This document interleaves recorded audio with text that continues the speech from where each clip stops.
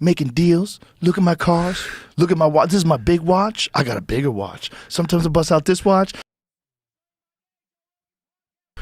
Kind of like Conor and Mayweather, those first like 4 rounds. I know Mayweather was studying, but still he got hit with a lot of things he just didn't see because you can't emulate that. Conor could have been a great boxer. He could have been a great boxer. Definitely has the pop for it. Yeah, he's got a tremendous uppercut too. The uppercut that he caught Floyd with, you could snap Floyd's head back. Floyd was like, "Oh, okay, yeah, that was legit." Yeah, he just wasn't composed enough to go 10 rounds with one of the greatest of all time, the greatest of all time. I mean, if you want to look at guys that never got hit, Floyd went his entire career, got hit hard like 3 or 4 times ever. Yeah. He's defensively unparalleled. And he wasn't a mover. He stood right in front of you. One of the, not always in his career, earlier in his career, he would use his legs a lot. I remember nobody could literally touch him, you know. Like when he fought Diego Chico Corrales, was one of my favorite all-time fights, you know, because it was like, there was nothing for Diego to hit, and then all of a sudden he just bounced in his face, bop, left hook from like 5 feet away. That's a Mayweather that I think nobody could possibly maybe beat. That was the Pretty Boy Floyd Mayweather. That was before he became Money Mayweather. Well, he started developing hand problems. You know, he broke his hands multiple times. Or the Arturo Gatti Mayweather too. Ooh. Oh my God, he lit Arturo that was like his coming out party for the masses. Yeah, he lit him on fire. Yeah. Because everybody knew Gotti was his blood and guts fighter, and everybody's like, "Oh, let's see how Gotti does." And I remember seeing Gotti and thinking like, "Man, this guy's got hand speed. You know, he's got a good hand speed, good power." I think it should be the first couple rounds somewhat competitive. Not even close. Not even close. I think Floyd's ability to shoulder roll and his ability to avoid shots and then land shots when you don't think he can is unparalleled. I mean, when he fought Canelo and he was like standing right in front of Canelo and Canelo was just whiffing, you know, he's like, oh my God, it was a life lesson. And then you look at how good Canelo's head movement got after that fight when he realized it.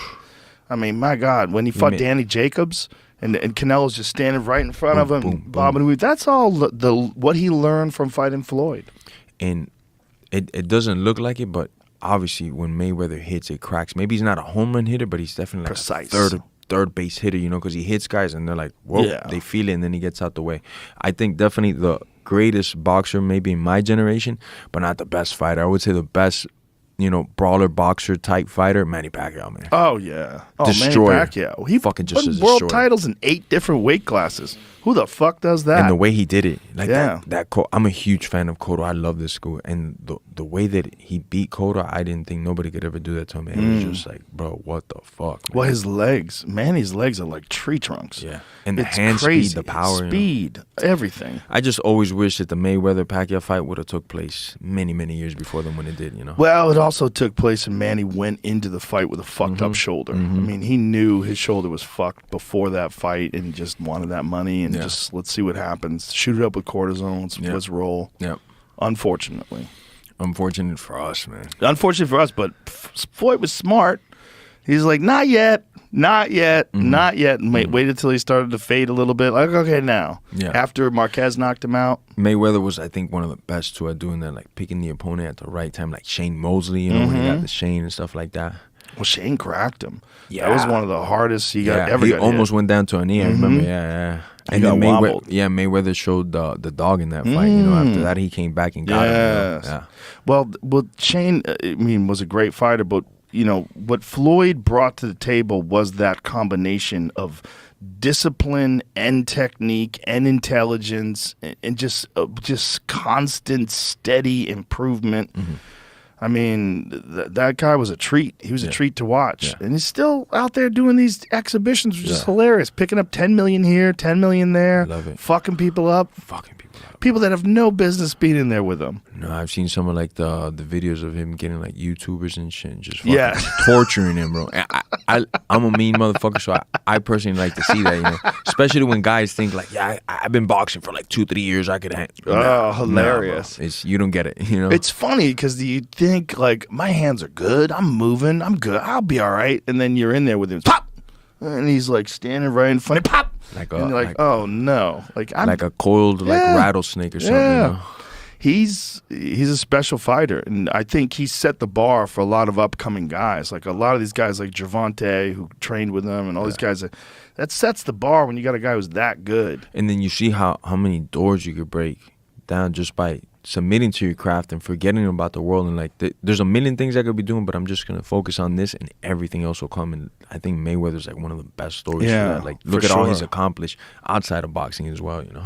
No, look, it's amazing what he's doing with business. I mean, I follow him on Instagram. It's hilarious. He's always in Abu Dhabi and Dubai, and he's making making deals. Look at my cars. Look at my watch. This is my big watch. I got a bigger watch. Sometimes I bust out this watch. He brings in like a fucking suitcase filled with $1 million watches. It's like boxing it's money. hilarious. Boxing money, man. Money. And his boxing money is different than everybody's boxing money now. First of all, because he made so much, but then on top of that, he continues to make money even after he's semi-retired. You know, he had it under his promotions. I remember it was like either interview or something that I read that when him and De La Hoya fought, I think he made a couple, I want to say 17 M something. It was like a good purse, but De La Hoya made like 100 million because it was under his promotion. And then right after that, Mayweather only did Mayweather promotions, and that's when that came, and that's when he started clocking those massive checks, you know. Yeah, but he spends a lot too, so he's got to keep that money flowing in. It's kind of fun to watch. Yeah, definitely. He's a character. But the fact that he goes like over to Japan, Reserve. fights Tenshin Nasukawa, who's like had no business in there with him. He's a 126-pounder. I would have liked to seen that kickboxing. Oh my God, Tenshin would have fucked him up. Yeah, I would have paid good money to see that kickboxing. Yeah, I really thought Tenshin is like he beat those fucking Lupini champions in the way he did it. I was like, fuck, bro, this guy's his kicks, scary. Yeah, his kicks, those counter kicks, you know. Oh my God, and great hands for Muay Thai kickboxing. The speed, the accuracy.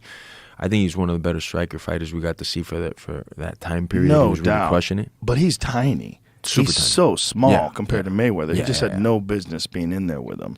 A lot of people, like my friends, were like, "Duh, bro, that was a fixed fight." I'm like, no, it wasn't a fixed fight. There's a tiny guy against the best boxer of all time. Yeah, it's not boxing. Yeah, in boxing, it's just there's no reason why they just should have been doing that.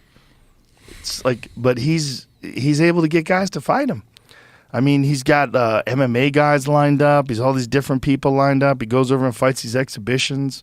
It's amazing. Collecting checks. Yeah, having fun, walking around with the ring card girl's card, dancing, not under no threat at all. And, you know, he's 46, 47 years old, still moves fantastic, still looks great. I heard he lives a very disciplined life. Like, doesn't drink, doesn't smoke. Yeah, he'll stay up late, but he's going to go right back to sleep and wake up and train, and it's like a constant thing for him. It hasn't left his system. So I think like when any dude is like, man, I'm done with this, and then 3-4 years you pick it up, he might not be the same, especially age passed by. This is a guy that you could tell he never left the gym. Maybe he left it when he retired a couple weeks maybe, but he's like always in there. You know, you always see him working out, doing something, you know.